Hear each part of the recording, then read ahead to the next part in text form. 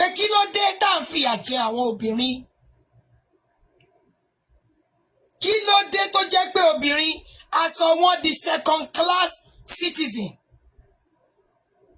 kí ló dé tí obìnrin ẹnu ẹ̀ ò tọrọ, kí ló dé tóbi ṣé ẹni tó bá bí bímọ obìnrin sìn kò wáyé eré kò bímọ. Torí bàbá tèmi kọ́lọ̀ ń bá mi fọ̀run kẹ́ bàbá mi kò fi bò bí ìfẹ́ sọmọbìnrin ṣe pọ̀ tó. Ó ní kó jẹ́ gbogbo obìnrin nìkan lọmọ tóun fún bí nǹkan ó tẹ̀wọ̀n lọ́rùn.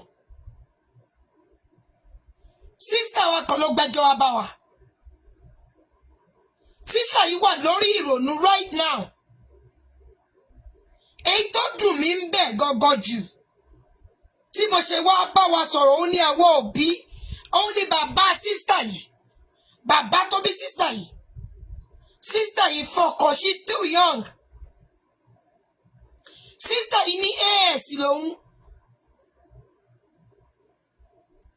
Ọkọ tó fẹ́ ó là ní káwọn bẹ̀rẹ̀ kíní káwọn ṣe genotype káwọn ṣe gbá. AA lọ́kọ ẹ̀ lọ́kọ pẹ̀lẹ́ ẹ̀. Ọmọ kéékèèké ní ọ̀dọ́ ìwà lọ́wọ́ wọn o. Ọmọ àkọ́bí wọn ò tí ì pọ́dún méjì. Ó sì tún lọ́mọ òkókó, tí bá lọ́mọ òkókó bébì tó ìgbé dání. Wọ́n ti lé síta wọn àti àwọn ọmọ méjèèjì o. Wọ́n dẹrù ẹ̀ síta pẹ̀lú ṣèmù ní pápá. Ọmọ àkọ́kọ́ tó bí yẹn wọ́n ní wọ́n ṣe kíní test kíní genotype ẹ̀ fún. Ọ̀nà ní AA ní ìtọ́tọ̀ fún wọn náà gbọ́. Mọ́mì mi Afsat Gbádégẹṣẹ káàbọ̀ mà. Ọmọ kejì tó jẹ́ kókó. Ó ní around the time tọ́mọ àkọ́kọ́ náà síìkì. Ọmọ ẹlẹ́ẹ̀kejì eyín náà rò pé ó ṣe eyín. Wọ́n gbẹdọ̀ ọmọdé hospital. Ọ̀nà ní kọ́kú fìyẹn kọ́ ṣe tẹ́sì. Nọ́bá ní hospital tó gbé lọ. Àwọn kílíníkì tó gbọ́mọ lọ ṣá. Ọ̀nà bá sọ mẹ́ pé SS lọ́mọ. AS níyàwó, AA ní ọkọ pé rẹ̀. Kí lọkọ gbọ́ bẹ́ẹ̀ fún? Wọ́n ní ìyá ọkọ wà pẹ̀lú ẹ̀mí, ó wá bá wọn ṣọ̀jọ̀jọ̀ pé ọmọ ń ṣe yín, ó wá kí wọn. Ìyá ọmọ òkú òǹbẹ̀. Kí náà ní ìyá gbọ́ sí àti inú hospital ń bẹ̀ náà ti bẹ̀rẹ̀ sí ní pariwo. Ariwo yẹn pọ̀ tó bẹ́ẹ̀ gẹ́ wọ́n láti pé ọmọ tó sick. Ìyàwó pè yẹ ìyá ẹ̀ wá bá ń bẹ̀. Kọ́délé ó ti ju ẹrù ẹ̀ síta àti Ghana must go àtẹ̀yí tó jẹ́ lọ́gẹ́jì èyí tó fi àtẹ̀yí tó wúwo nú ẹrù ẹ̀ wọ́n ti jù sí ìta gbangba. Wọ́n ní ìyá ẹ̀pọ̀ ní mọ́tò ìyá kọ̀bákó ìyàwó lòun ò ní lọ ó yí ńlẹ̀ ilé ọkọ òun rèé báwo lọkọ òun kọjá káwọn lọ ṣe tẹ́ẹ̀sì owó ọ̀yàn lè. Wọ́n ní wọ́n ń pariwo kàtó wọ́n ní gbogbo èrò ti pé gbogbo àwọn ẹbí ọkọ yẹn ti débẹ̀ wọ́n dẹ̀ ń pariwo lé lórí níta gbangba pé kó gbọ́ ọmọ lọ fọ́lọ́mọ ọmọ àlè ló wà lọ́wọ́ ẹ̀ ó ṣe ṣìnà. Sísítà yìí ń búra fẹ́mi fúnra mi tí mò ń bá yín sọ̀rọ̀ yìí. Ó lóun ò mọ́kùnrin kankan láti gbà tóun ti fọ́kọ òun. Marriage àwọn sì young. Ọkọ òun sì ń dáhùn lọ́rùn. Òun gan dẹ̀ believe pé òun gan sì ń dá ọkọ òun lọ́rùn. Àwọn ọjà ṣe ní most problem tí àwa ẹbí ọkọ ìyá ìyàwó nǹkan tá a máa ń dálẹ̀ possibility wà pé tó bá jẹ́ ìyàwó yẹn àtọkọ ẹ̀ nìkan bíyàwó ṣe sọ fún pé bóyá káwọn tún lọ túnṣe ń bò míì possibility wà kọ́kọ́ gbọ́ o. Ìtìyàwó yìí ṣe wá bá wa ọ̀rọ̀ tá a ṣe lánàá òun ni ò lè jẹ́ iṣẹ́ o. Mẹ́sẹ̀jì ẹ̀ tí mo túbọ̀ mọ̀ pé subhanallah ìtẹ́nìkan fi ń sunkún ó dẹ̀ skip mind mi. Ọlọ́run ti ní pé bó jẹ́ kọ́ bá mú un lọ Ògún ọ̀nà ní ọmọ àlè nínú ilé àwọn ìmọ̀ ń dalérú ẹsẹ̀ ọ̀dá ọmọ alákọ̀ọ́kọ́ tó kọ́kọ́ bí gan tí ò tí ì pọ́dún méjì àti ìyẹn náà gbogbo ọ̀nà ni wọ́n fẹ́ rí ọ̀nà nítorí yẹn jọ òun ọ̀nà ní ìyẹn ló jọ òun complexion yọjú ìyẹn ló wà lára ẹ̀ ṣé bá ti máa tírìtì àwọn obìnrin wa rèé nílùú Nàìjíríà wa yìí ìyàwó yóò lóhun ò fẹ́ lọ fún second opinion ẹlẹ́ni nílé yín wọ́n ń gbọ́ mu àlè wá síbẹ̀ ó ló ní gbogbo ẹniwì àtẹ̀bá fẹ́ mú un lòun rẹ́dì ó ní kó gbéhùn lọ dé Ògùn kó anything ṣe ní tí obìnrin bá fi ń sọ pé ẹniwì ẹgbẹ́hùn lòun ò ṣe ṣìnà sẹ̀ ó ti ké ọkọ̀ ọ̀dà lóhùn ó ní táwọn yáhùn sọ lábẹ́gẹ́ ṣé a máa ń gbàgbé pé mistake máa ń ṣẹlẹ̀ ńgbà mí ṣá mistake do happen why is it that obìnrin ṣá ló ń láti suffer ìdí sísá ìwá ló ń pa òun lẹ́kún jù àwọn ẹbí ọkọ gbogbo wọn mà wà united mani ohun kan báyìí náà fi lé dànù tọ́jú yẹ̀yẹ́ sísá yìí ní pé wà láìkọ́kọ́ yẹn má fẹ́ òun mọ́ òun go mind torí pé ọkọ burúkú ṣe é fi àná burúkú ni ò ṣe ní nǹkan báyìí ṣẹlẹ̀ ìyá yìí ò wò pé tó bá jẹ́yà ẹ̀ ló bí òun lọ́mọ ṣáàdọ̀ tí òun bẹ́ẹ̀ yẹn subhanallah ó ń kẹ́ ó ṣe ogbó ẹ̀wọ̀n ọ̀gbọ́ ó wà nílé àwọn pẹ́rẹ́ǹtì ẹ̀ ìtọ́ tí wọ́n ń pa lẹ́kún jù ó ní bàbá òun ní pé òun dójú ti òun ó lóun ti pe bàbá òun ìyá òun tún kúnlẹ̀ tí wú báyìí bóun ṣe ń di ẹsẹ̀ bàbá òun mú pé daddy you have to believe me daddy nígbà tí mo wà nílé gan daddy kí n tó marry mi ò kí ń ṣọmọkọ́mọ mi ò ń rìnrìn kùnrin daddy how can you not believe me ìkíní yẹn ó bà èmi gangan lọ́kàn jẹ́ nígbà tí bàbá tó bí ọmọ sísá ẹni tóun bá ń wo tv sọ̀rọ̀ bóyá òun àti ìyáhùn kan ṣá gbogbo nǹkan ni ìyáhùn ṣe pé kí ìrònú yẹn fi kúrò láàhùn ìyáhùn kan lè máa fi àwọn Yorùbá kíní ẹ̀ pé bóyá kó ṣàmọ̀ kó fi gbẹ́mí kúrò ń bẹ̀ pé Ọlọ́run á bá wa bẹ́ṣù wí pé ìyáhùn yìí fọkànbalẹ̀ pé kóun má wọrí sẹ̀ pé gbogbo ohun tó lè á dẹ̀rọ̀ ó ní tí bàbá òun bá fẹ́ wọlé báyìí ó máa súré dùn jáde kúrò nínú living room ó nítorí òun ò súré kúrò bẹ́ẹ̀ ó ní tí bàbá òun bá bá òun ní living room ó máa ní ò nírò rí tó lè jókòó wo tv aláìnítìjú ọmọ onírìnkùnrin alágbèrè subhanallah nílùú yìí ẹni tí ọmọ ẹ̀ pààyàn òyìnbó tí ọmọ ẹ̀ pààyàn ẹ máa rí ní kóòtù tó wá fọmọ ẹ̀ ní support ẹni tí ọmọ ẹ̀ jalè wàláhì àwọn ọmọ mi ò ní hùwà burúkú mi ò rí nǹkan tọ́mọ mi lè ṣe nílé ayé yìí tí ń fi kàn ìsọmọ tí mo bí ọmọ tí mo dẹ̀jẹ̀ lé lórí àwọn ọmọ wa ò ní hùwàkiwà lágbára Ọlọ́run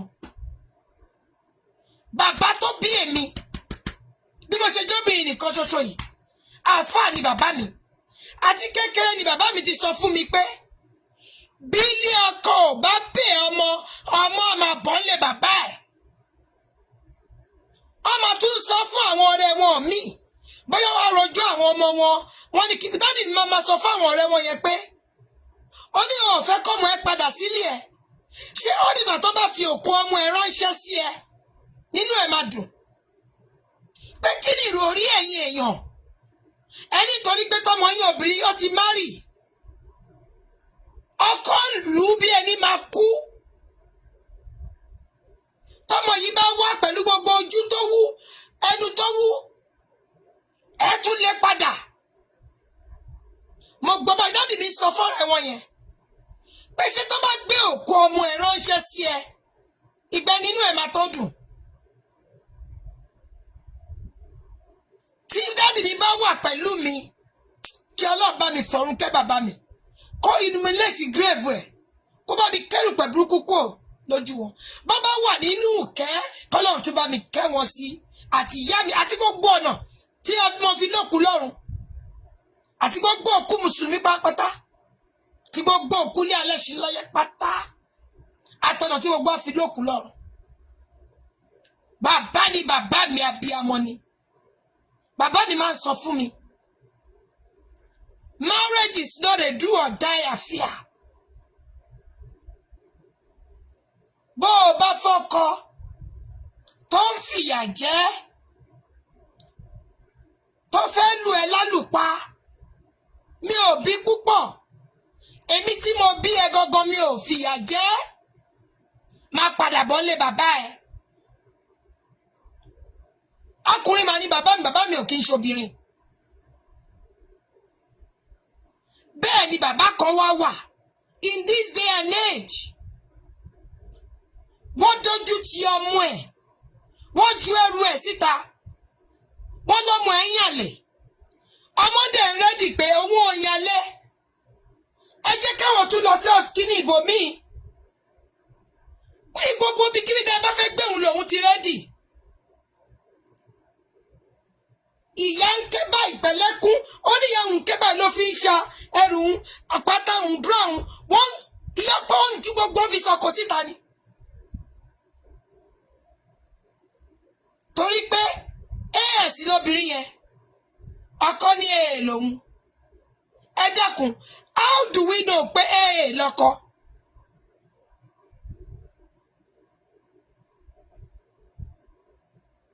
ọmọbìnrin yóò stop láti má máa bẹ ọkọ ẹ̀ náà o ọkọ lọ́rọ̀ yìí ti kọjá òun àwọn ẹbí òun nǹkan tí ìyá òun sọ lábẹ́gẹ́ ìyàwó náà fi gbogbo nǹkan rẹ́dì títí àwọn gbẹgbẹjọ ọba ìpè kínní òun á sẹ́ǹdì ẹ̀ sínú WhatsApp ẹ̀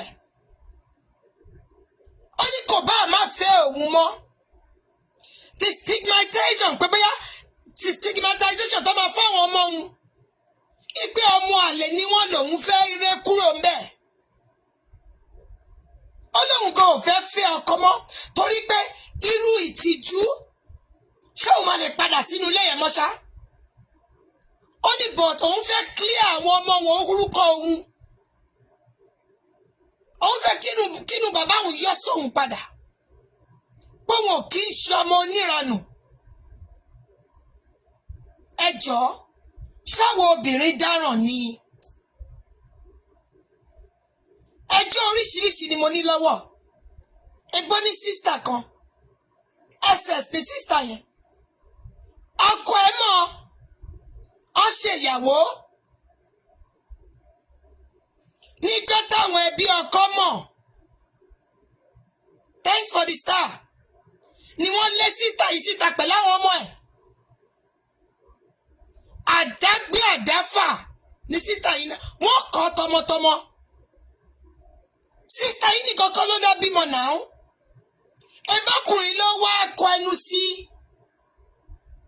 ọkùnrin ṣe máa kọ ẹnu sí èèyàn tọkùnrin yẹn wá rò bíi pé òun lè ṣe obìnrin bó ṣe ń wù òun kò ní dá fún ọgbẹ́ ẹyọkùnrin tó bá ń ṣe bẹ́ẹ̀ ṣé ní mi ò kí ń ṣépè bọ́lẹ̀ ìkànnì lára bí ọmọ lèmi náà sísítà tó gbẹ́jọ́ wọ̀nyí ẹgbẹ́ àwọn ọmọ mi ni torí pé àwọn ará Nàìjíríà máa ń tètè lọ́kọ tètè bímọ ni àwọn ọmọ lóyìnbó you can't force them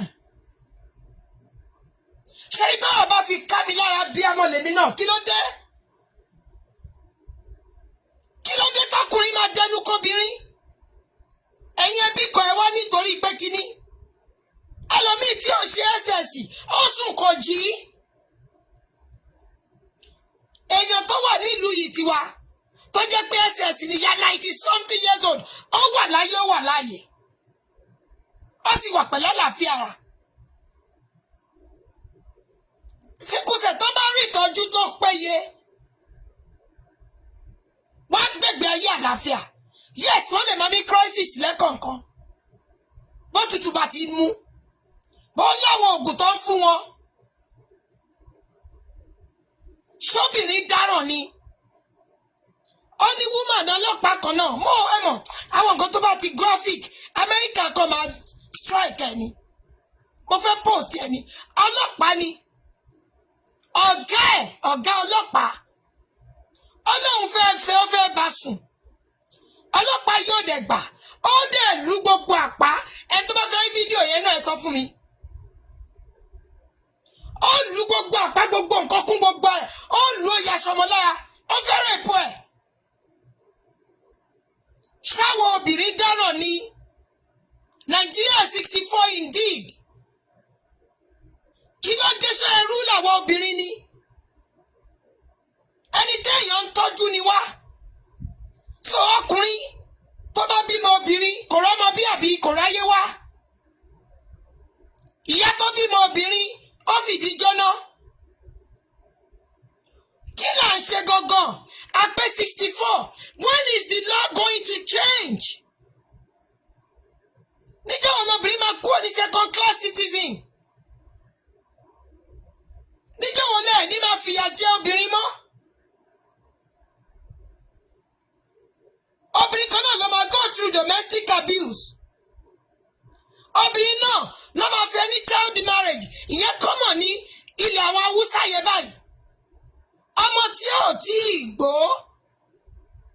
ọmọ ọdún mọ́kànlá wọ́n di pẹ́pẹ́sẹ̀ thanks for the star ọlọ́ọ̀lẹ́ marus ọmọ ọdún mọ́kànlá tí ò tí ì gbó mo kàn máa ìmájì ẹwọ lálẹ́dì ó máa ń ṣe bí gan àfi bí gàngànṣú èjì báyìí máa ṣẹ́nu lé nìyẹn ebe máa rí gbogbo agbárí òjò ń jẹ lọ mo máa dúpẹ́ o mo kàn máa imagine kí irú ọmọ mi wá wà nílẹ̀ Haúsá kó lọ jáwọn òbí tí ò kàwé wòye pàbádé lóun fẹ́ fi ọmọ mi wàláhì ọlọ́mọ ẹ̀kọ́ jẹ́ pé jọ́nà ọ̀nà máa torí gbogbo àwọn tó bá láwọn ọwọ́jọ́ wá tó bá pé wá wọn ò ní í pé lọ torí gbogbo tó ní bàbá ni màmá kìbọ̀ ọ́ lẹ́yìn jú gbogbo tí wọ́n mi bá mú báyìí inú ẹyin jú wọn ni màmá fi sí ṣọ́bìnrin dáràn ni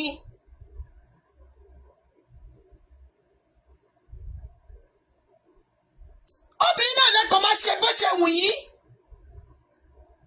mi ní gbogbo ọkùnrin o ẹ má ṣì mí pé mi ní gbogbo ọkùnrin o ọkùnrin ni bàbá tó bí mi o mo láwọn ẹ̀gbọ́n ọkùnrin mo láwọn àbúrò ọkùnrin o they are all responsible I come from a responsible family mo dẹ̀ máa mú èèyàn dáadáa bẹ́ẹ̀ ọkùnrin jẹ́ pé wọ́n níwà bẹ́ẹ̀ o to whom it may concern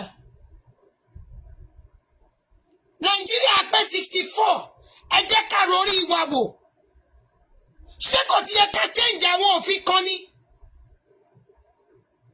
irú àwọn ọmọ bẹ́ẹ̀ ibi tó ti ń tọ̀ ọmọ ti já papọ̀ mọ́bi tó ti ń ṣú thank you sister Ọ̀pákúnlé Oyinlóye torí pé wọn ò tí ì gbọ́ra wọn ò tí ì rẹ́dì bàbá olóyìn burúkú kan á mú kíní orí burúkú ẹ̀ á máa kí mọ́ wọn lójú ara àwa lóun fún wọn lóyún wàláì tí bá rí gbogbo àwọn ọkùnrin bẹ́ẹ̀ ṣé mo pẹ́ lóun fún mi ní VIP kíní wàláì mo máa fi wọn kọ náà ni gbogbo ọkùnrin bẹ́ẹ̀ àwọn ni máa fi ṣe igi ìkọ́nà igi ìdáná ẹ jẹ́ ká bára wa sọ̀rọ̀ àwọn tẹ́ ẹ̀ ń yàn sípò àwọn tẹ́ ẹ̀ ń dìbò fún ẹ yé gba gàrí àti ìrẹsì tó bá gbé wá fún yín ẹ jẹ́ yé gbà á lọ́wọ́ wọn mọ́ ẹ sọ àwọn nǹkan tẹ́ fẹ́ fún wọn tẹ́ ẹ̀ bá dìbò fún wọn wọn ò ní wọlé ẹ bẹ̀rẹ̀ pẹ̀lú àwọn local chairman kìíní yìí local council chairman yín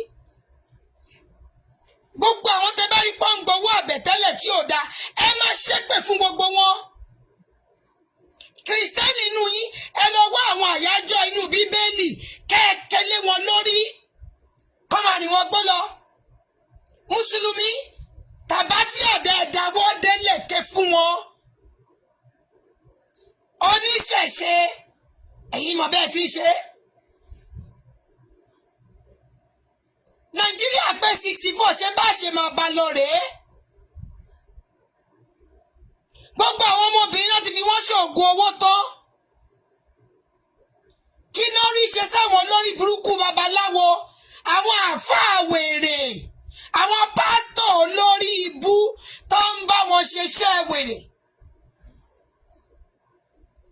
ìjọ tó bá bẹ̀rẹ̀ sí ní dájọ́ kú fún gbogbo wọn àbí tó bá ń dáná sun wọn kọ́ mú ẹrù wọn kọ́kọ́ lọ fáwọn ẹbí wọn pé ẹgbà ẹrù bàbá yín rèé o ẹ̀rí pé dínkù ẹ̀rí pé yahoo plus ẹ̀ dínkù. àbúrò mi sẹ́ni fídíò kan sí mi ọkùnrin rí obìnrin àwọn ní skit ni o ẹkọ imagine tó bá jẹ́ tòótọ́ ọkùnrin dẹ̀ rí obìnrin tó ń lọ títì kò mọ̀ pé àwọn ní kinní ni o ẹni yẹn kàn fẹ́ test wò pé ó wá ní òun fẹ́ lọ bá sùn kinní ó bá bá òun lẹ̀ òun á fún ní 1 million.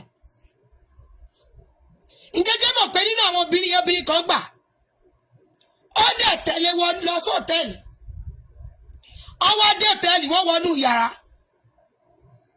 ọkùnrin yẹn wọ́n ní kó ṣe àdúrà kẹ́yìn o ìgbẹ́ nítorí èyí ni yóò ráyé mọ́ ló bá ní Kílódé ìyẹn bá gbégbá kan níbi òkè bíi kíní ó tẹ́ kíní rẹ́ẹ̀dì kan sórí bẹ́ẹ̀dì lóbìnrin yẹn bá ń pariwo blood of Jesus blood of Jesus blood of Jesus ó ṣáà pariwo ó dún gbìgbìgbì ó dún bọ́stà ẹ dákun tó bá jẹ́ni tó fẹ́ lò ní tòótọ́ ṣáà wá sílẹ̀kùn hòtẹ́ẹ̀lì sílẹ̀ ó mà ti pa ni ẹ wọ́rú sísá àdíjà ẹni ẹlẹ́ni innocent ebi lórí ìgbóhùn ọkọ̀ náà ni obìnrin aṣá àwọ̀ ọkọ̀ ẹ wo bó ṣe mẹ́ni ẹlẹ́ni tó pa àwọn ẹbí ọ̀rọ̀ kú èdè níyì á ti pín gbogbo kíní tà wọ́n tà títí wọ́n tà délẹ̀ yíbò Nigeria 64 indeed kí làwọn agbófinró wa ń ṣe thanks for the star Ọláwálé Marus torí mo máa ń wò Nigeria 64 àwọn èèyàn mìíràn celebrate àwọn ọ̀gbọ́n ránṣọ wọ́n ń jójó ẹlẹ́yà ìjú ẹ̀sìn kiri.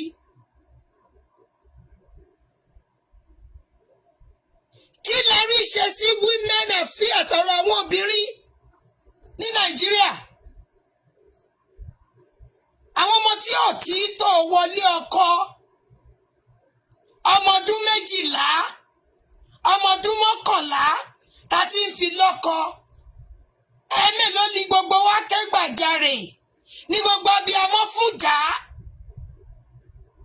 pé kó change òfin yẹn kò gbọ́dọ̀ ṣẹlẹ̀ mọ́ ẹ̀mélòó la ṣe àfi bíndín tí ò bá kọ̀ wá ní ká máa gbẹ́nu sí níbi tó ti ń sọ̀rọ̀ lọ́rọ̀ níbi tó ti ń parọ́ mọ́ èèyàn níbi tó ti ń dìfẹ́mù àwọn èèyàn lẹ́ẹ̀rẹ́rọ̀ ní òkun bẹ́ẹ̀ rẹpẹtẹ ibi ọba ti ń sọ̀rọ̀ oníyebíye pé kí la lè ṣe tá fi rí àwọn òfin yẹn change. Amẹ́ríkà wà láìwọ̀n ọ̀fọ̀rọ̀ ọmọ kéékèèké ṣe ọmọ tí ò bá lọ sí school tí ò ṣe pé ní doctor's appointment àbọ̀mọ̀ yẹn síìkì tán wà láì àwọn DCFS yóò wà gbé ọ̀wọ̀ agbónítọ̀hún a fẹ́ mọ nǹkan tó dé ìlú òyìnbó ọmọ lè má lọ yunifásitì o ọmọ máa kàwé ní high school by fire by force ni ìwọ òbí yẹn ò ní choice torí pé ìwọ ṣì ní either the parent or guardian of that child ó wà responsible fún kí la rí ṣe máa pe sísítà wa kan expert ní sísítà wa yìí advocate ní pàápàá ẹ̀yin tẹ́ ẹ bá lè bá sísítà yìí gan dá sí tolú ẹ bá dá sí ó ń gbìyànjú mo ti gbé sísítà yìí wá ọmọ mi ni òun ló dá foundation sílẹ̀ fáwọn sickle cell kán bá lè fi lè mọ genotype wọn sísítà tó ń go through problem right now ó nídìí wa o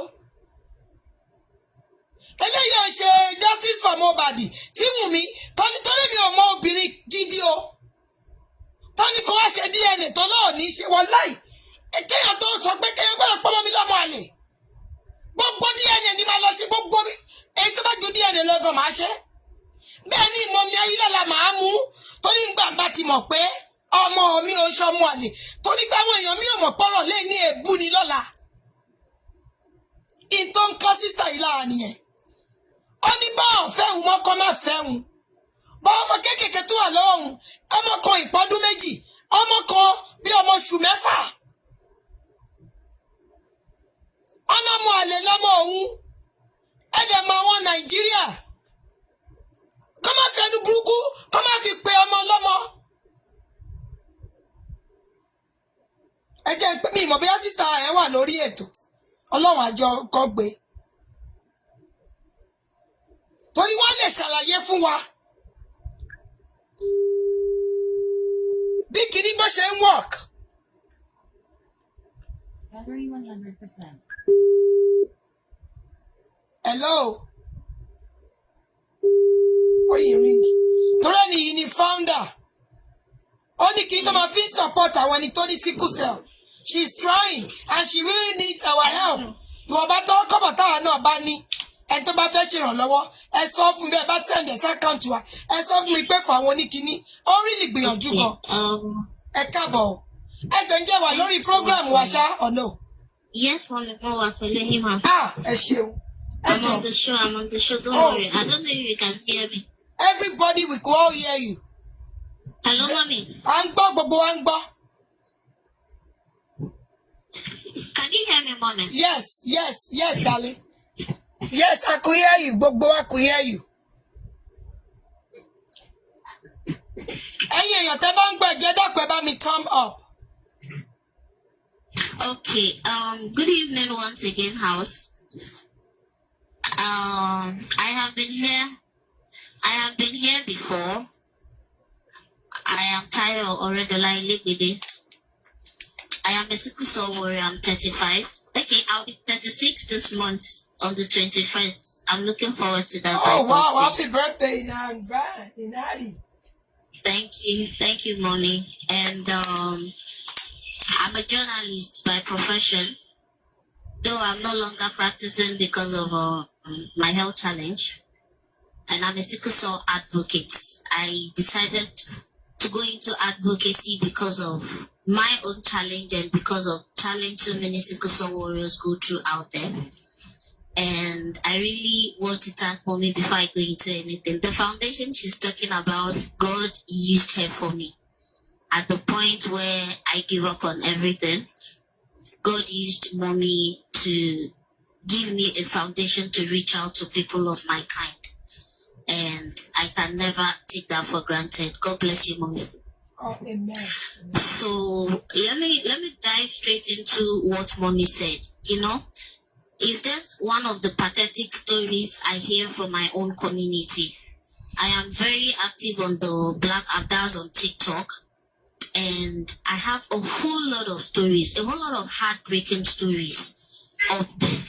So when I heard this one, I was really heartbroken. It's just like one of those. Now, the only issue in the case of this, our sister, is that there is a misdiagnosis somewhere. That is a sure banker, especially if which mommy has confirmed they live in Nigeria.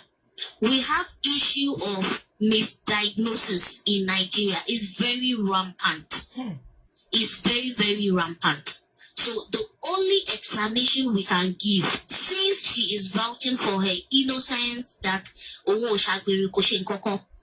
only explanation entirely so missing there is a misdiagnosis. Also, is out of it. Hospital. That is really, really out of it because of system of bimo in Nigerians. All difficult. Possible, but difficult. So the only thing I see to it now is there is a misdiagnosis. Kidney misdiagnosis here, àwọn èèyàn púpọ̀ máa ń ròyìn pé nítorí táwọn ò kì í sick, àwọn ò kì í lọ sí hospital déédéé, they are always sound. So for some people, because they think they are in good health all the time, people have this automatic genotype stand. Ó ti check rí kò check rí máa gbọ́ tí púpọ̀ wọn máa sọ pé èmi mi o, èmi mi. AA ni mi, because they feel they don't fall sick often. Now, another thing to ni pé bóyá ó ti ṣe rí iná ló fi gbé AA jáde. Then Leo ọ̀rọ̀ ojú ìfẹ́, mo trust ẹ, ó ní AS, ó ní AA. So kò sí problem. Èmi náà ní marital issue bí mo ṣe wà yìí, which mommy is talking about. She said it briefly. Wọ́n ti wá wá èmi àtọmọ méjì kalẹ̀. Iye pé kìíní kan is a long story. Don't let me go there. And ìgbà tí mi fẹ́ marry, because I've seen, I have a friend who is a sickle cell. She's 38. She has a sickle cell son who is 5 years old. Nítorí ọ̀rọ̀ laboratory misdiagnosis yìí náà ni. Hello, mommy, can you hear me? Yes, we all could hear you very well. Okay, all right. So nítorí ọ̀rọ̀ misdiagnosis yìí náà ni. In fact, she's just learning to accept her son in that situation because she's a warrior. She's undergoing a lot, and to now raise another child who is a sickle cell warrior is, in fact, is a nightmare. All to this same misdiagnosis. Zika mo pàdé ọkùnrin ó ní AA ní mí. Normal yípo jẹ́ SS lásán gan is a problem. Àwọn ọkùnrin máa sá fún ẹni. Àwọn tó bá dẹ̀ fẹ́ àwa díẹ̀ ta tó rí gbígbé síta rò bá ti ṣe kíní wá tó máa pè é lóko àgbà náà. Àwọn kan máa ní kíní kan. A whole lot that is going on here. But my own challenge in the case of this our sister's issue is so simple. Kí wọ́n lọ tún test yẹn ṣe, it doesn't take away anything. At least, I think some few years ago, I had a close friend who experienced the same thing. Òun náà bí wọ́n ṣe ti ràn mọ́ yín pé agbèrè ni, but she is very educated. She has the money to fend for herself. Eventually, wọ́n padà lọ ṣe test yẹn, ibẹ̀ ni wọ́n ti mọ̀ yín pé ọkọ yẹn tún is AS instead of the AA he claims. Wow. So in this case, simple and ABC, at least let them go for a retest. Let them go for a second opinion, a third opinion. Let them even go for a second opinion concerning the diagnosis of that child, so that they can have a sure banker. Because trust me, that lady or that marriage is shaking. With the kind of environment we have in Nigeria, I don't want to be a prophet of doom, but you see, that marriage is shaking. That marriage is shaking. Àtẹ̀yí tó jẹ́ AA, àtẹ̀yí tí ò jẹ́ AA báyìí, wọ́n máa kó àwọn ọmọ yẹn sí lọ́wọ́ ni. Wọ́n ti kọ wọ́n sí lọ́wọ́ ni ọmọ tí ò ìpọ́dún méjì àtọmọ oṣù mẹ́fà. And the pathetic, exactly, the pathetic aspect of this whole narrative is bàbá ẹ̀ tó yẹ kó defend ẹ̀ nílé wo ò lè gbẹ̀rí ẹ̀jẹ̀. Kó tẹ̀ wá ṣe kó ṣẹ̀ náà ni, ṣé bí wọ́n máa dúró tì í, ohun tá à ń go through nìyẹn.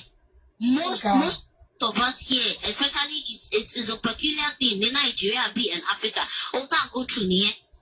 Bàbá yẹn máa frustrated. Nígbà tí a lè dúró tí àwọn ọmọ wa tí wọ́n jẹ́ obìnrin because of something. You can't even vouch for your own daughter. It is bad. It is very, very, very, very bad. If she doesn't have, she needs all the support she can get now. And sometimes I just see if there is support and you are still going through a lot, how much more there is no support. Wow. You don't know the feeling. Kí wọ́n ti ràn nǹkan téèyàn ò ṣe mọ́yàn.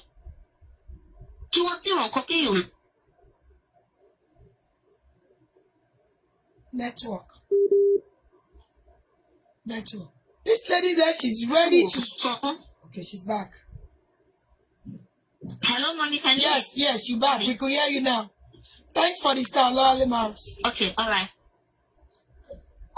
So, nǹkan tí wọ́n sọ àwọn ọmọ yẹn ni wọ́n máa fi pè wọ́n. Already there is a dent if it is not corrected. So, I'm just appealing. If we pray the man will listen and seek advice. Now, kò tí ẹ̀ wá kọ́ pé mo kàwé o mọ́mì. Àwọn púpọ̀ wà níta tí wọ́n kàwé tí wọ́n ṣe ń ṣòṣì kò kọ́. Ní August, mo ṣì ní tí wọ́n gbẹ́jọ́ kan wá bá mi, a lawyer and an academic doctor. Are you serious? Làwọn méjèèjì. Lawyer àti doctor. Bẹ́ẹ̀ ni mọ́mì. Gbogbo family ló takò wọ́n. Church ló dúró tì wọ́n pé kí wọ́n níṣó. Agbára Ọlọ́run wọ́n ti marry bí mo ṣe ń sọ̀rọ̀ yìí o. Family takò wọ́n. Family takò wọ́n. Ẹ̀bọ̀ ṣé àwọn obìnrin dáràn ni? Ṣóbìnrin dáràn Nàìjíríà ni àbí báwo? So, oh, so you need to need our brain, one brain. Me, that's just my motto now. Give yourself some brain. Give yourself some brain, because when the chips are down, they are down mostly on the woman's head. I have an issue at hand. And only Obinrin Timo mentor at the moment. But we're not sharing ASAS now. Mejeji. Omo SS méjì ló ní báyìí. Ọkọ tí lọ fẹ́ yàwó mi ó ti wá kalẹ̀ sílé. A whole lot. Bẹ́ẹ̀. Àwọn tó bímọ 5 mọ́ mi, mẹ́ta SS méjì ti kú. Àwọn tó yẹ pé wọ́n bímọ 4, mẹ́ta SS ẹyọkan ló. But why is it that obìnrin nǹkan tá a fẹ́ sọ nísìn? Why ìtọ́pọ̀ ṣe jẹ́ pé obìnrin ló dáràn? Obìnrin náà máa lé síta pẹ̀lú àwọn ọmọ yẹn. Sọ fẹ́ kóbìnrin yẹn lọ para wọn ni. I think there was a situation. Eléyìí tí wọ́n fi sílẹ̀ tí ìyá àwọn ọmọ yẹn tún ti kú ńkọ́. Remember that one? Yes. If you ask me, I think it's a men's world down in our part here. That's my opinion. I stand to be corrected. But I feel it's a men's world here. And you know, if a man does something like this, they give him a listening ear. But when a woman does it, even when she hasn't did it, that people like she must is a taboo. Is a taboo. So mostly that is what we are facing here. And you see, the issue we have is it's only few of our parents that actually no one must support, because at those trying moments you need support. Now, yes, you do. Example is my own. Mommy, in the last 2 years, what I have been through in my marriage with my in-laws, if I didn't have a good mother and a brother, and with the help of God and with the help of good people like you around me, I would have been long gone. Wow. It can 4, it can 2 years. Wow. It's bad as that. And you see some men of God who still justify those actions. Wow. That is the reality, mommy. That's the reality. But what is the solution? What is the solution going forward? Well, because with this, the sister in the about one bill so called. One send the show you see in WhatsApp. That's just the way forward.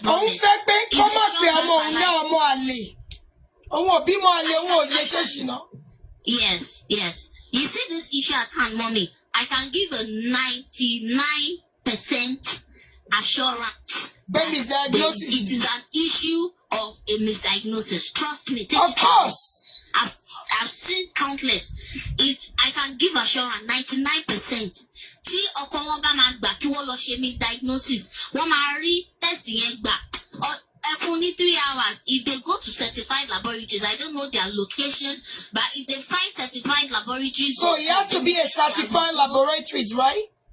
Yes. Okay. No, it has to be. Because okay, let me just chip in this a little. I've reported health before, and while I was still doing active journalism, it was a bother to me. And in the course of my findings then, this is like 7 years ago, I was privileged to meet some of the leaders in the laboratory sector.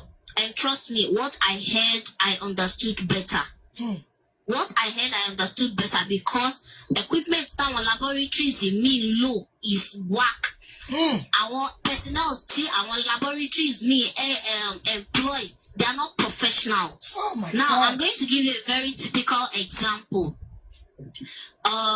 For my foundation, initially I wanted to do Check Your Genotype September, because September was World Sickle Cell Awareness Month. Okay. But I didn't have the funds to do that. And in the course of my findings, I went to the clinic where I attend my sickle cell clinic here, because since I left my marriage, I've relocated to Ilorin in Kwara. You didn't leave your marriage. I find this. They kick you out because you have they kick you. Yeah, okay. Yeah, you didn't love sweet stuff, so you did not leave your marriage. Because people would think you actually leave your marriage. Yeah. One kick or what? Tomo meji. Torí ẹni ọ̀ṣẹ̀lẹ̀ ṣiṣẹ́, èyàn lọ university. She She's a journalist. Now she has no choice but to care for those 2 kids. Yeah. On from it, then SSC. Only foundation. Only when you're if anybody wants to donate, Complex. send it to our account.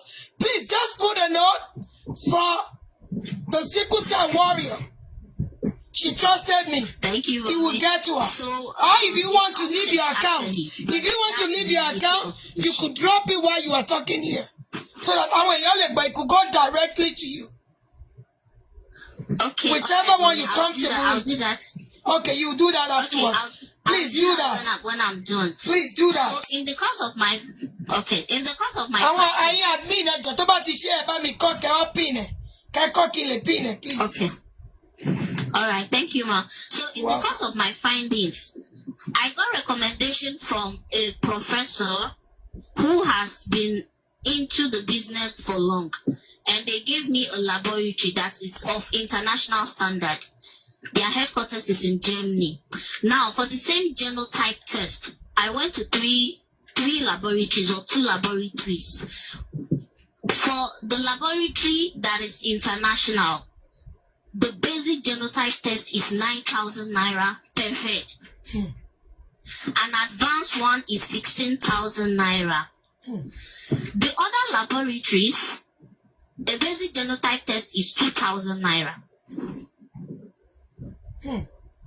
What? Can you see the difference? The difference is like night and day. Now, let me prove something. I'm going to share my experience with the 2 laboratories. I'll not be mentioning any name because of professionalism. Of course.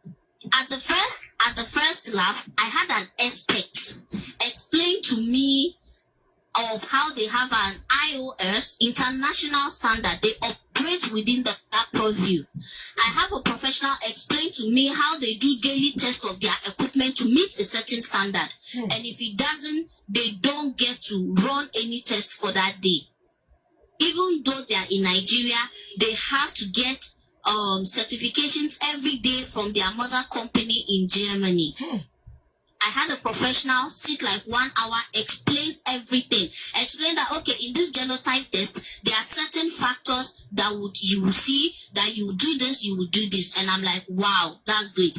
Now, at the other laboratory, the people I met didn't even understand certain things. Me, a lay person, I consider myself lay in the of course, because you are not in that field.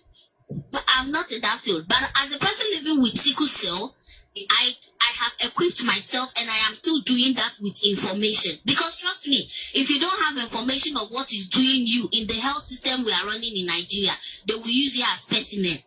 And at the end of the day, you are likely to lose your life. So it has taught me lessons that I equip myself with information most of the time. Now, with my layman view as a just lay person in the medical whatever, I was asking them of certain things the so-called people that the laboratory kept there as experts to attend to me didn't understand. What? They had to be calling their boss to make reference. Oh, wow. Are you getting it now? Yes. So you can now have me, for these people, take my blood sample, an innocent and ignorant person, a lay person who doesn't have any information to arm themselves, and I just pay 2,000, I want a genotype test. And they just read what they feel is appropriate or what they have seen, and they give you the result. Now, let's compare it to that of 9,000. You see there is a huge difference. Of course. So if we are talking about certified laboratories, I don't like mentioning names. Of course. Unless, of course, maybe you see me at the back and you say, okay, can you refer me to some? Can you do this? Even at that, I'll still tell you, find 3 places to go. 3 places, if possible 4 places. Have a second opinion, third opinion, fourth opinion. But issue of laboratory misdiagnosis, it happens so well in fact, it's rampant.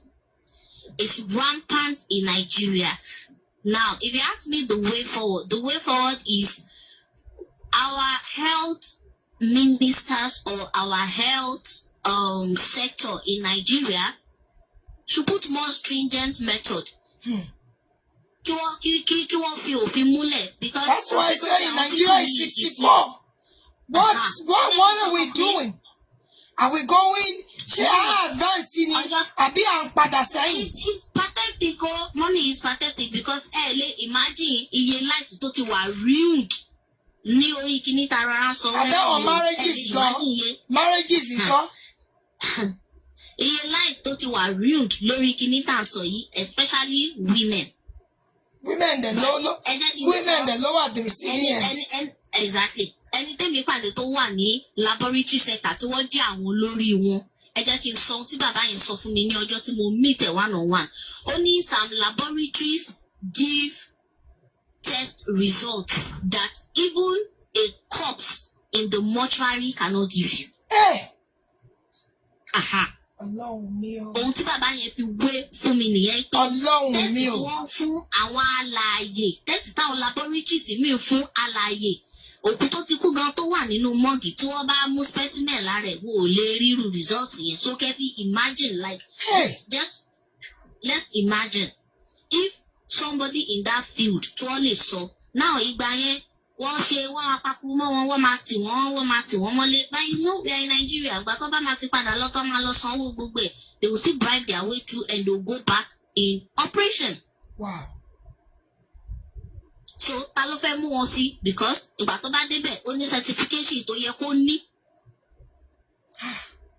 Tẹ́ bá yẹ̀ wò dáadáa ó ní certification tó yẹ kó ní, ta ló wá fẹ́ mú wọn sí? Kò sí. Èmi ò jọwọ́ lójú o. Iná lèmi fi máa sọ fún ẹ. In my own case, nǹkan ẹyọkan tí mo ṣe tó dùn mọ́ mi nínú kémi tó marry nígbà yẹn, tọkọ mi náà sọ AA ni mí o, mo ní kò sí problem, jẹ́ ká lọ síbi tèmi mọ̀ tí result wọn wà okay ká lọ ṣe test. Ó yarí mọ́ mi lọ́wọ́ gbà yẹn mọ́ mi, in fact èmi ni mo sanwó ẹ̀kẹ́ bá fi mọ̀. Èmi ni mo sì lọ gba result yẹn fúnra ara mi ni mo lọ gbà. Mo dẹ̀ rí AA mu. That is the only saving grace for me. Because we have issues of people who say, oh, I trust you. Don't you trust me in a relationship? And this is to our younger people. So let me just use it as a take home to our younger people, especially our Obinrin, because our woman dale lórí. Tó bá ṣẹlẹ̀ tán báyìí, àwa la máa kọ́ mọ kiri. Tó bá ṣẹlẹ̀ tán, àwa ni wọ́n máa sọ lóko. Tó bá ṣẹlẹ̀ tán, àwa la ṣáà ṣe nǹkan kan. Even when the blame is not supposed to hit on àwa la ṣe nǹkan kan. So in my line of advocacy, we have men too that are victims. Bako wọ́pọ̀. So me, I tell women, shine your eye. Not they fall in love with your eyes closed. Fall in love with your eyes open. The first question you should be asking anybody if you want to have a serious relationship or bear children is, what is your genotype? Tó bá ní báyìí ni kò burú. Jẹ́ ká lọ sí laboratory. Do your findings. Bọ̀bọ̀ náà ló tún sọ pé laboratory. Ṣé àtúní kan lọ sí certified laboratory? Ebe ò là ń gbọ́ pé àwọn laboratory kan. Exactly. Result tó máa fún wọn gan. Òkú gan ọ̀gbọ́dọ̀ rí tó mú dára òkú gan. Àmọ́ bí wọ́n ti rí. Okay, ẹ jẹ́ kí n fún yín ní example kan. There is a young lady I'm speaking to now. Kò tí marry. Only the first time I did it, wọ́n ní báyìí. I went to the second laboratory, wọ́n ní báyìí. So she came back, she started talking to people, and she had people referred her to our laboratories. She has done it like 4 times now, and she has gotten a consistent result. Okay. So it can take that much, but I feel to invest in that and save yourself is better. To be sorry later. Yes. To do that is better than to be sorry later. So for me, we can't, if you ask me, I'm not losing hope in our government, but there's little to lose. But I'm saying there is something that we could do as a citizen. Even starting with our local government, local council chairman or whatever the bank pay won. Maybe election time a day. Ẹ sọ àwọn nǹkan tẹ́ ẹ fẹ́. Ṣé wọn lè ṣerú àwọn nǹkan bẹ́ẹ̀ yẹn ni? Come on now. Government àwọn fún wọn allocate owó fún wọn now. Wọ́n allocate owó fún wọn. Well, that is the political angle of it. Wọ́n allocate owó àwa èèyàn fúnra ara wa ṣàti yára wa ń brain. That's what I'm trying to yá yín ní brain. Tó bá gbé gàrí wá ẹ̀ dánù wọn lójú. Exactly. Àwọn èèyàn fẹ́. ẹlẹ́ẹ̀fẹ́ nǹkan tẹ́ ẹ fẹ́ tó jẹ yín lógún gangan ni. Now, mommy. Why tó ṣe ń fìyà jẹ obìnrin? Why should you just kick a woman out for absolute no reason? For a reason that laboratory ló messed up. Ọlọ́pìn ṣe máa délé lóhùn kọ́ obìnrin, òun kọ́ tọmọtọmọ. Ṣé bá jọ bí ní? Mommy, let me give you another scenario. There is a woman on my hand also now. Ó ti bímọ méjì. Ọkọ ẹ̀ AS òun AS. Ọkọ ẹ̀ ní ẹ̀gbọ́n tó jẹ́ SS tó ti ṣaláìsí. Ó dẹ̀ mọ̀ yẹn kó tó fẹ́. Ọmọ kó tó lọ fẹ́ another AS o. Wọ́n sì ti bí méjì, àwọn obìnrin méjì. Ìkan ti pé 12, ìkan ti pé 8. Ọkọ sì ní òun fẹ́ ọkùnrin. Ìyàwó lòun ò lè bí sí because ẹ̀rù ń bà òun. Ẹ̀rù ò ṣe ní bà. Ọkọ ti lọ fẹ́yàwó síta. Wo ti rí nílé mọ́. In short. Ìyẹn tó wá burú kí wò rí nìkan ni. Ìyàwó yẹn pè mí ní last how many weeks ago. Ó ní I am feeling betrayed. Ó ti gbọ́ pé ìyàwó tọ́kọ lọ fẹ́ síta ti bímọ. Ọmọ ọkọdún kan wọ́n ṣe birthday. Kò dẹ̀ sọ fún ìyàwó ẹ̀ rárá àtọ̀. She's devastated, mommy. She is devastated. Ṣẹ́rí, bọ́kùnrin mi bá ń wọná, wọ́n ní kí ló dé tí mo ṣe ń kí wọ́n kọ́ náà. Devastated. Now, ẹ tún jẹ́ kí n sọ. Oh my God. A young couple, àwọn tí bí ẹyọ kan, SS ni. That's betrayal of the highest order. Iná ni mo sọ kábà fi mọ̀ pé àwọn obìnrin ló yẹ ká yára wá ń bring jù nínú rẹ̀. Àwọn méjèèjì agree. Ọmọ àkọ́kọ́ tó máa bí ọmọ yẹn ṣèpọ̀dún méjì ní SS lọ́mọ yẹn. Ọkọ lòun fẹ́ bímọ sí. Ìyàwó ní òun ò tí mọ kókó bó ṣe máa ṣẹlẹ̀ báyìí. Of course. Sọ fún ìyàwó ẹ̀ pé fọwọ́ dì kan mú ìsídà kó jẹ́ ká try ká bímọ sí àbí kó gbà wọn láyè kóun lọ fẹ́yàwó níta òun fẹ́ bímọ sí. Ṣé ọkọ yẹn kò bẹ̀rù ẹ̀mí ara ẹ̀ ni? Ǹjẹ́ ẹ ṣàlàyé fún wọn? Àwọn ọkùnrin tó jẹ́ SS gangan ló wà tí risk jù. Obìnrin máa ń live longer ju ọkùnrin lọ. Èmi kà débẹ̀ ni. Police time tó bá ń ṣe kíní tó ń da kíní kò burú.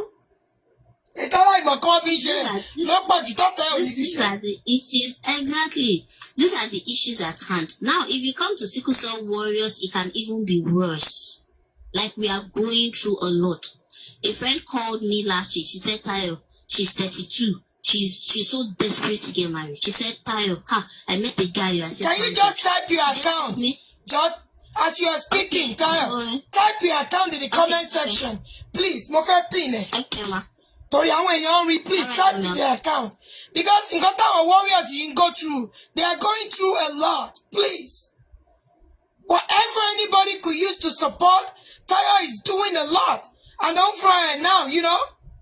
Òun kan ṣe gba shortcut ara ẹ̀ ni. Òun kan ti gba shortcut ẹ̀. Òun kan tó ń sunkún lọ bá shortcut ẹ̀ wà lára ẹ̀. Please type that account. That is it for me. Male. Because ẹni tó bá dákẹ́ tari àbá dákẹ́ o. Tí wọ́n bá mi type ẹ̀ sí comment section. Kí lè pin ẹ̀. Ẹjọ́ bá mi fún ní wọ́n sí. Torí mi ìfẹ́ kó sọ̀rọ̀ gbàgbé. Torí ẹ̀yìn máa bá wa bẹ ọkọ sísítà yìí o. Sísítà yìí lóun ò kàn fẹ́ pé káwọn èèyàn máa ní ọmọ àlè làwọn ọmọ òun. Pé òun ò máì. Ibẹ̀ ìyá òun ti lóun á kówó yẹn sílẹ̀. Kọ́ lọ tún tẹ̀sì míì ṣe. Kí ni garanti pé ọmọ tó kọ́ bí gọ̀tọ́ ní báwo la ṣe mọ̀ pé ni? Ó lè má jẹ́ torí AS níyá ọmọ. Bóyá AS lọ́kọ yẹn náà, who knows? Àbí kó yẹ pé wọ́n misdiagnose ọmọ ẹlẹ́ẹ̀kejì ni. Tẹ́tí wá lọ́mọ ṣàgbèrè. Tẹ́dẹ̀ ju ẹrù ẹ̀ síta. Ọmọ tẹ́ ẹ ṣe ìyàwó fún. Irú rọ́bìṣì wo nìyẹn? Ẹ jọ ń dáwọ́ ẹ ju gbogbo ẹ jù síta. Ẹ fún lórúkọ.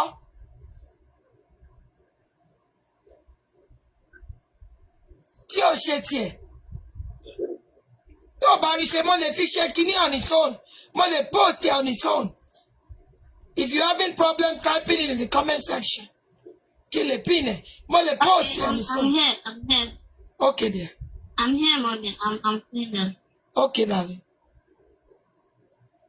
Cause ẹjọ́, brother, agbára wà lọ́wọ́ yín. Ẹjọ́ sister yìí, mama sister yìí ni wọ́n sanwó test ẹlẹ́ẹ̀kejì. Wọ́n kàn fẹ́ kẹ́ lọ tún ṣe ẹjọ́. Bẹ́ẹ̀ bá wọ́n ní bẹ́ẹ̀ fọmọ àwọn ọmọ ọgbẹ́ má fẹ́ mọ́. But àwọn ò fẹ́ kọ́ máa lọ́mọ òun lọ ṣàgbèrè. Kọ́ máa ní pé ọmọ ẹ̀, kọ́ máa ní ó lọ ṣàgbèrè. Àwọn kíní náà sọ yìí wọ́n ní a lot of misdiagnosis all rampant ní Nàìjíríà gan. Ẹjọ́ broda, àwa ń bẹ̀ yín ni, àwa Talesta TV ń bẹ̀ yín, àwa tún fọlọ́run bẹ̀ yín pàápàá. Ẹ̀yin kọ́ lẹ jẹ, ẹ̀yin kọ́ lẹ ṣẹ̀. Ibi tẹ́ ẹ ti lọ ṣe test ni. Màmá yín tán ló wà ń bẹ̀. Ìyàwó yín gan ní ká ní màmá yín ò sí ń bẹ̀. Possibility wà pé owó àti ọ̀rọ̀ àwọn yẹra wọn. Àṣà lè ní káwọn ìyá ọkọ màmá wá kíyàn mọ́ nlé. Okay, mo ti rí. Jẹ́ ń pín ẹ̀. Kí ni ẹ̀dẹ̀ ti fọlọ́ṣà? Hello, mommy, can you hear me? Yes, má sọ̀rọ̀ ẹ lọ. Má sọ̀rọ̀ ẹ lọ. Okay, so thank you so much, mommy. You're welcome. Ohun tí mo máa sọ ẹ̀bẹ̀ náà la máa ṣe bẹ̀ wọ́n at this instant because well èmi lè máa sọ if everything goes okay tó bá ṣe wàá bẹ sister yẹn padà kò sí ohun tó burú bẹ́ẹ̀ kí wọ́n tẹ̀síwájú àwọn náà ti fi ṣọgbọ́n. Ẹjọ́ mo ti pin account yẹn ẹjọ́ nítorí ìtọ́lọ́run mo ti pin account yẹn no amount is too small please the account is pinned and it will permanently pin on this post please. Ẹ̀yin admin mi ẹjọ́ ti wà pin síbẹ̀ ẹjọ́ má sọ̀rọ̀ ẹ lọ. Okay, so a kò máa appeal sí ọkọ sister yìí kí wọ́n jọ títorí Ọlọ́run kí wọ́n ro títí àwọn ọmọ yẹn because ìgbà títa alákọ̀ọ́kọ́ jẹ́ AA wọn ò ṣe accuse ẹ̀ púpọ̀ ọmọ àlè wálé títẹ̀lẹ̀ kejì bá ṣẹlẹ̀ kí wọ́n gbọ́ra wọn yé at least she should give her the benefit of the doubt. Kí wọ́n jọ torí Ọlọ́run at least mọ́mí wọn ti láwọn máa sanwó hospital bill. Yes, mọ́mí láwọn máa san yes. She said she will pay. Available. That is what we need. The availability. Kí wọ́n kàn tiẹ̀ lọ. Bó ṣe hospital tí wọ́n gbọ́mọ yẹn lọ náà ní tẹ́lẹ̀ ibi tí gbogbo ẹ̀ ti bẹ̀rẹ̀ tí wọ́n ti kọ́kọ́ dàrú mọ́ sísá yẹn lójú. Tí wọ́n ti kọ́kọ́ lọ ṣe test kọ́ lọ ṣàyẹ̀wò ń bẹ̀. Kí wọ́n tún wá ibò míì kí wọ́n fi ọ̀rọ̀ wo. Kò jẹ́ bí ìyá ẹ̀ tí lóhùn ò kọ́ anything. Ìyá ẹ̀ lóhùn ò kọ́. Pé owó àjọ òun ti gbà á. Ọ̀tọ̀ ni tó fi ṣe òun fẹ́ fi ṣe tẹ́lẹ̀ pé kí bàbá ọmọ ẹ kó tiẹ̀ yọnu sọ́mọ ẹ̀ torí màmá lady yẹn làkọ́bí àwọn. Can you imagine? Àkọ́bí òun ni àkọ́bí bàbá ẹ̀ náà nìyẹn. So brother ìjọ ń torí ìtọ́ lọ́hùn àfọlọ́m̀bẹ̀ ẹ wọlá independence ní ẹjọ́ ẹ jẹ́ kí ìyàwó yín náà ní independence ìyàwó yín sì ní lọ́dọ̀ táwa. At least for him to vindicate the woman. That is it for him to vindicate her. Bí ògùn ò bá tiẹ̀ fẹ́ fẹ́ ọmọ kí wọ́n ro títa ọmọ yẹn. For him to vindicate her. Because ó ní sísá ẹ lóhùn ní pé kí màmá òun àti bàbá òun lọ bàbá lóhùn ò lè lọ láéláé. Ìyá ti lọ ọmọ ọ̀dáhùn yìí náà ká ní bàbá tiẹ̀ tún lọ ní bóyá ìná ọkùnrin sọ́kùnrin. Ó sì máa ní weak money. Ṣé ọ̀rọ̀ ìyá nìkan ni wọ́n fẹ́ gbọ́ ni? We all know how is it in Africa here. Wò lè gbọ́ ọ̀rọ̀ ìyá nìkan tí wò bá rí bàbá. And is a blow on her. Káníyà sísá yóò sí láyé ńkọ́. Ọlọ́mọ ẹ̀kí sísá yìí ti lọ ṣe rẹ̀ léṣe náà. Ìyá ẹ̀ ló dúró tì ló ṣàǹfí lọ́kàn balẹ̀ pé kó má wọrí. Pé èṣù lélẹ́yìí Ọlọ́run máa gbàgbára lọ́wọ́ èṣù. Exactly. She needs all the support she can now because see she might not be able to wrap her head around it. If she's on the program and she's listening to me. Ẹ dákun ẹ bá abẹ wọn comment section. Ọmọ àdáná máa send ẹ̀ sí wọn ni. Ìyàwó náà máa send ẹ̀ sí nínú WhatsApp ni. Ẹ bá máa bẹ̀ wọn comment section o. Kọ́jọ́. Wọ́n á bẹ̀ wọ́n ẹjọ́. There are thousands of people. Nífẹ̀ẹ́ ogun jù kọ́ máa mọ̀ pé kí ló gùn tó tó yìí. Ẹ má bínú brother ẹjọ́. Ìyá ìyàwó yìí máa san owó ẹ̀. Ẹ wò gbogbo tẹ́ ń béèrè lọ́wọ́ Olúwa Olódùmarè Jesus Christ yóò ṣe fún yín. Ẹ kàn bá wa tún test yẹn ṣe. Ẹ jọ̀ọ́. Ẹ ṣé sà. Ẹ ṣé sà o. So thank you so much. Oh. Unless you have anything else to say? Just something for us or for the government, you never know. Well, for our women, period. Say, like women, warriors. Is that from wherever you're hearing my voice, if you come across this platform or this post, I beg us in the name of God. If you don't know your genotype, please let's check our genotype. Let's do due diligence to check our genotypes. Let's check with certified laboratories. Now, if you know your genotype and you are sure about it, let's take informed decisions. Don't take rash decisions. Don't use sentiment to take decisions. I love you, I love you. You know the whole water. I know what I'm saying. I love you. I love you. Old water.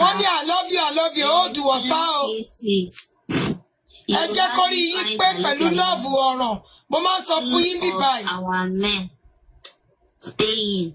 So me, I tell people, because yes, we who are living with the disorder, we are trying to give hope to our younger ones, because so many are trained in the town. In the last 2 months, I can't count the number of warriors around me that has given up. Oh, not you. We'll round up, because we'll round up, darling. I can't count the number of warriors that have thrown in the towel. So it's not an easy thing to bring these children into the world. If it's so easy, why would a man abandon a wife? Why would a man abandon? It's not easy. Emotionally, financially, psychologically, it's draining. It's overwhelming. It's overwhelming. It's not a joke. Mommy, I have an elderly woman in my camp. Ìyá yẹn bí mẹ́rin, àwọn mẹ́rẹ̀ẹ̀rin sickle cell ni wọ́n. Mẹ́ta fò ṣánlẹ̀ òwú kú, ẹyọ kan péré ló kù. Ẹyọ kan ọmọ yẹn tó kù yẹn, ọmọ yẹn ṣẹ̀ parí sẹ́fíìsì ni. Ojoojúmọ́ ni ìyá yẹn pè mí ló ń sunkún yín pé Táyọ̀. Bẹ́ẹ̀mi ṣe wà, tèmi náà ń ṣe, ó sì ń fi tèmi tọrọ yín pé àṣebọ́lọ́run ti fún wọn lọ́mọ méjì. So sometimes if you look at my situation and I feel I want to be down, I look at other people who look onto what God has done for me, and that keeps me going, even though it's not easy. It's a life of pain. If other people are given good inheritance to their children, why deliberately give inheritance of pain to your own child? It's not fair. That's deep. We pardon our own parents who have done it out of ignorance, yes. But I say one thing, Mommy, whether you were ignorant, whether you knew, whether you claim to be in love, for whatever reason you did it, there is a price to pay. Yeah. My own mother was ignorant. Another person's mother was misled. They are all paying the price. Wow. I am 35. Sometimes or most times, I have a complication. I need the assistance of my mother to even have my bath. To even moisturize myself. Yes. Wow. So it can be that draining. So she's also paying the price, and I tell people, for whatever reason, ignorance or whatever, there is a price to pay. So consider that price to pay, Mommy. My younger brother has a friend at the university. The man is a medical doctor. Àná ìgbà tí mo ṣe gbọ́ state kan náà ọmọ yẹn sickle cell ó ti fọ́ ọmọ kejì ó ti fọ́ lójú tán yányán. A graduate of uni Ìlọrin ọmọ yẹn lè ṣiṣẹ́ ó ti di burden ó wà nílé lẹ́kọ̀ọ́ pẹ̀lú àwọn òbí ẹ̀. Subhanallah. It's important you should know your genotype. So there is a lot. You see that thing genotype, just know it, know peace. And make the right decision. Yes. There's a lot. From school, you are in and out of school. You struggle with your peers. You see, at every stage, it has a way of rearing its face. Yes. So please, I beg us, with every strength, I beg us, If you don't know your genotype, know it. If you know it, take informed decisions. It is better to part ways with somebody Exactly. you love. You want to my parents To that fellow. má lọ fẹ́ another AS. And be enemies. Kẹ́ má ní Ọlọ́run á ṣe é. Ọlọ́run ní wọn ọmọ wèrè. Ọlọ́run ò lè wo nǹkan kan pẹ̀lú eléyìí o. AS àti AS ẹ má fẹ́ra yín. Ẹ jùkọ̀ fún love yẹn. And another thing. Àbí tàbí bá ti mọ̀ pé ẹ fẹ́ bímọ ẹ lọ adopt. Ẹ lọ adopt ọmọ. Mọ́mí, adopt náà. Ní Nàìjíríà. Ṣé kèwọ́ fẹ́ bímọ? Tí wọ́n ní adopt mọ́ ló wá adopt.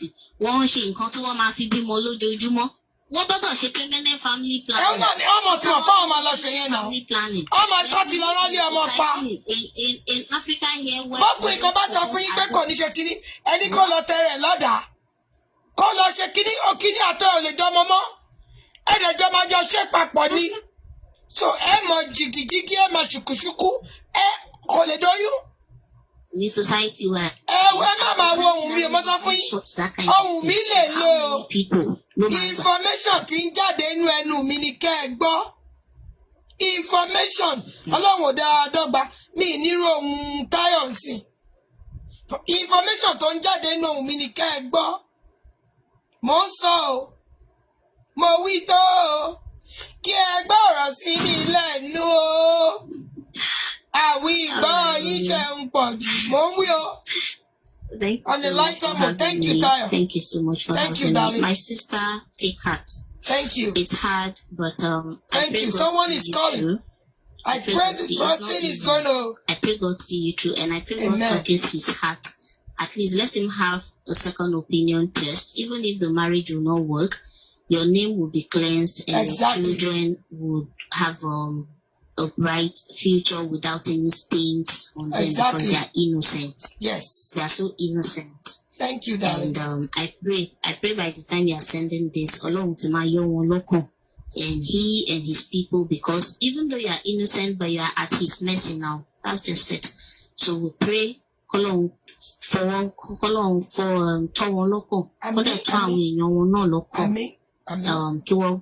Then my final note is to our general society out there, don't let's always castigate our girl child. Exactly. We are not second citizen, second class citizen. No, second class citizens. We are not second class citizens. Emma Jekama Tawadano. Ohun tó ń jẹ́ káwọn èèyàn púpọ̀ lose ara wọn nìyẹn. Ẹ má jẹ́ ká máa tà wá dànù. We can do better. Yes. Let's be sympathetic. Let's empathize with people. Let's show more love.